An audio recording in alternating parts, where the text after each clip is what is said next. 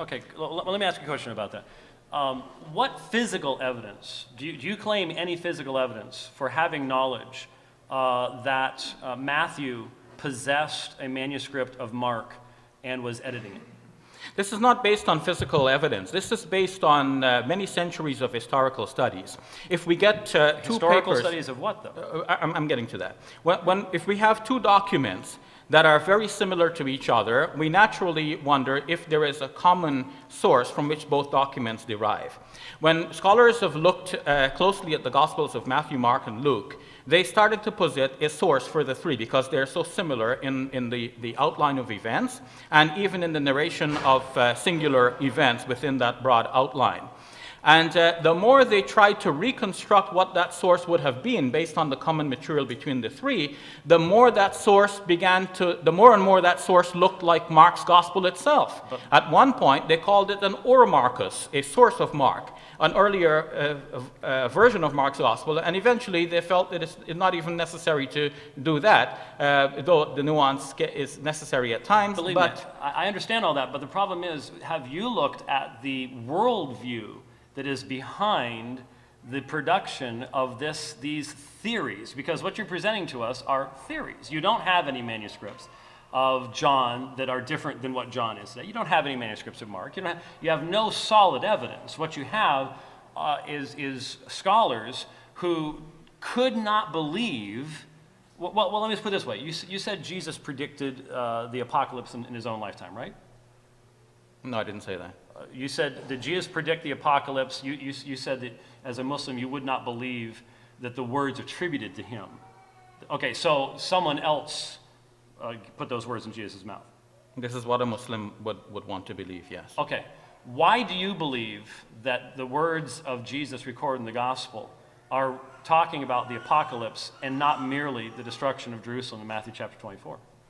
The studies regarding this have led to very clear conclusions. The sayings which are attributed to Jesus speak about the destruction and says that many of those who are standing here that will not taste death until it happens. And it also says that this will happen within the lifetime of this generation. This generation will not pass away until all of these things happen.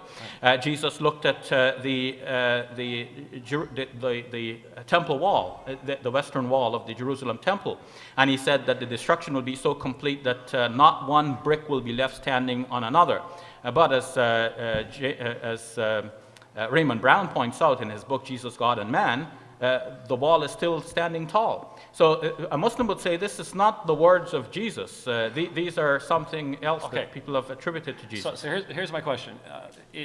Christian scholars, well, for almost 2,000 years, have answered all of those objections and demonstrated what Jesus is talking about.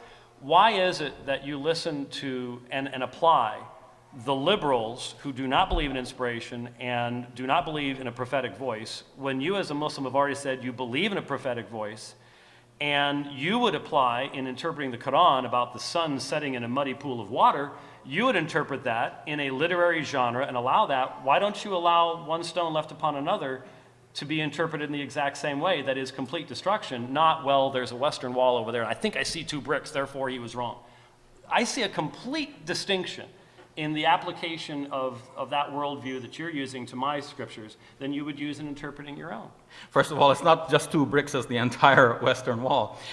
Second, even as a Muslim, I must have my rationality intact. I look at very clear evidence and I draw my conclusions. When something is said so clearly that it will happen and then it doesn't happen, well, then I have to admit that there is an error here. Something is wrong.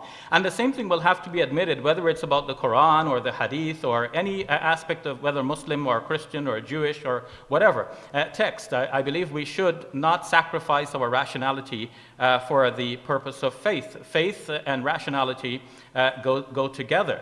One informs the other, one inspires the other. This is the fifth time that Shabir and I have engaged each other. And if you sense a little bit of frustration on my part, it's because I listen to this man and he knows I have listened to his lectures that he gives to Muslims. I have spent hours and hours and hours listening to this man speak. And inconsistency drives me crazy. And if I really like you, I'm going to point it out to you. And I really believe that Shabir needs to see that the liberalism that he has embraced, and he'll say, well, you know, these guys agree with this part of it. There is a worldview, folks. You have to know what your worldview is. I don't care. I'm talking to Christians and Muslims here. If you believe that God has spoken, then you and me, we make for a minority in our world today. Our belief that God has spoken is under attack, and I don't care whether you're Jew, Christian, or Muslim. If you say God has spoken, the secular world around us says you're crazy. And there is a tremendous amount of scholarship out there being perpetrated by people who teach in seminaries and Bible colleges and universities, and they call themselves religious people, but they don't really believe God has spoken, and they don't believe that anything that claims to be revelation can actually be consistent. And that's what we're seeing tonight. Did Shabir really respond to my presentation? I showed you. I know this stuff. I went to Fuller Theological Seminary, for crying out loud. I was a freak at my seminary for my first master's degree, because I actually believe God has spoken consistently. And so I've heard all the redaction criticism. I know all this stuff. I had to read all the commentaries and all that stuff. I know where it's coming from.